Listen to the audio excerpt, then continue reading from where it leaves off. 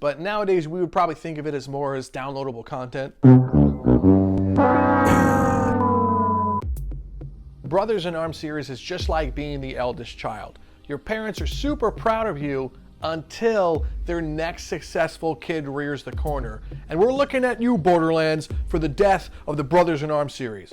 So much had happened, and we were just getting started. Think back to 2005. What type of World War II games did we have? Call of Duty, Battlefield, maybe Medal of Honor. In 2005, Gearbox themselves gave us the first Brothers in Arms title called Road to Hill 30. This was a totally different experience to what we played in the past. We were so used to arcade shooters where we're just running around blowing things up willy-nilly, and we didn't really care about the story that was told, but Gearbox decided to take it in a little different direction. I'm so sorry. Leggett, what happened? We got to experience an amazing story told through an authentic lens. And they put a spin on the combat where you controlled what your squad mates did. If you were completely suppressed by a machine gun, you got to tell someone in your squad to go flank that position to take them out. Same thing with the sniper's nest. It gave you, the player, a little bit more control, and you felt bad if you sent a character to their death. Now cut to 7 months later, Gearbox released the follow-up title called Brothers in Arms Earned in Blood. The multiplayer was a welcome addition to the game. However, on consoles that were the PlayStation 2 and Xbox, it suffered from terrible frame rate when you added a second player. It was still fun to take down the German regime together. However, that terrible frame rate created such a poor game experience together that you just defaulted back to playing the single player. Fast forward 3 years to 2008 and we have Brothers in Arms Hell's Highway. I'm just gonna say it, the entire game just felt like an afterthought. The controls felt terrible, it didn't feel anything like Call of Duty or Battlefield, and the multiplayer was so bone dry and filled with lag, it seemed like they didn't learn anything from its previous titles. I remember getting the game day one and worrying about having to get home and get online as quick as possible so I can create my clan before anyone else did. But then I turned the game on and realized that there was 10 consecutive players. This was a colossal letdown for me because one of the best parts about this game was that you could post and go into cover, something that other games like Call of Duty and Battlefield weren't doing at the time. So as you're being shot at, it switched from first-person mode to third-person mode, and that's where you can give different squad commands. So I was super excited to try that in multiplayer, only to find out that that was a pile of garbage. The recipe for receiving a terrible review was all there. You had a bad story, horrible controls, and dead multiplayer that suffered from lag. It's almost like they didn't try or they wanted this to end because they were working on other projects. And that is going to bring us to our ultimate problem. You see, 2009 was right around the corner, and we all know that brought us the very first Borderlands game. It seems like they took whatever A-team that had worked on Brothers in Arms titles and swapped them over to creating this new IP because they almost felt like they were done with the series, or they didn't want to compete with the Call of Duty franchise.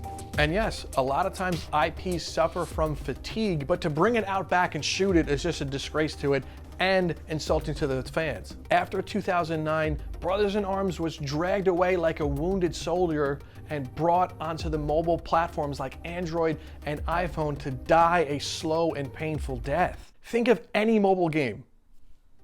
None of them play like that. Why would you put the formula for Brothers in Arms onto the mobile platform? It just didn't make sense. It's like they wanted to just kick it to the curb and worry about something else. And that's exactly what they did. But maybe it was for the best because we got Borderlands out of it. Borderlands 1, 2, and now Borderlands 3. Those are great games, but it makes you wonder what could have happened to the Brothers in Arms franchise if they attached the Borderlands formula inside of it. Well, I'll tell you what happened. There is a secret Brothers in Arms 4 that got totally canceled. Here it is right now.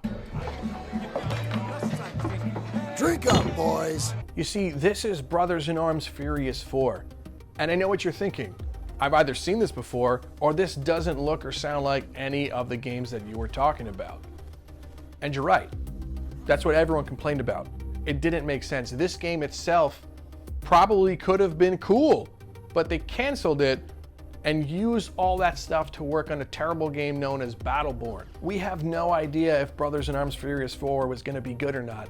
They didn't show us any type of gameplay. All they gave us was the CGI trailer. And I'm not going to lie, it kind of looks pretty cool. It seems like it's a mixture of Borderlands and World War II, and if given a different name or a different IP, this could have gone somewhere, but no one was expecting this. You have fans that they were expected an authentic World War II game that had grit and a great story, and you gave them this Inglorious Bastards ripoff.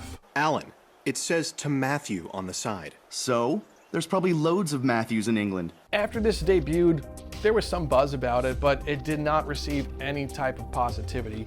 People either didn't care or saw through this as nothing. They saw it as taking advantage of what the success that Borderlands gave them, taking that humor and mashing it together with an IP that was also beloved. And after a little while, there was silence.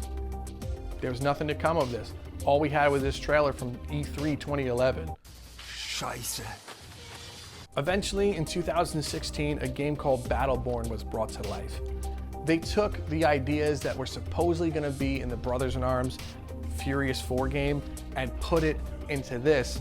But once again, it didn't really seem to care about what they were doing. They just made a game to compete with Overwatch. And might I add, was not a success. It was a crippling failure. So anything that we could have gotten from Brothers in Arms Furious 4 died on the battlefields of Battleborn. And I have no idea why they even bothered calling it Brothers in Arms, because it was nothing like any of its other siblings. I've read on some forums recently that there might be a new Brothers in Arms games coming out in 2020, possibly 2021, but that is nowhere near confirmed. All we have to go on is a possible quote from one of the Gearbox devs talking about Call of Duty and Battlefield coming out and people complaining about a World War II fatigue, and he claimed that you're not gonna like what we have in store for you. So Gearbox, if you're out there and listening, your fans are begging you to create a brand new Brothers in Arms game.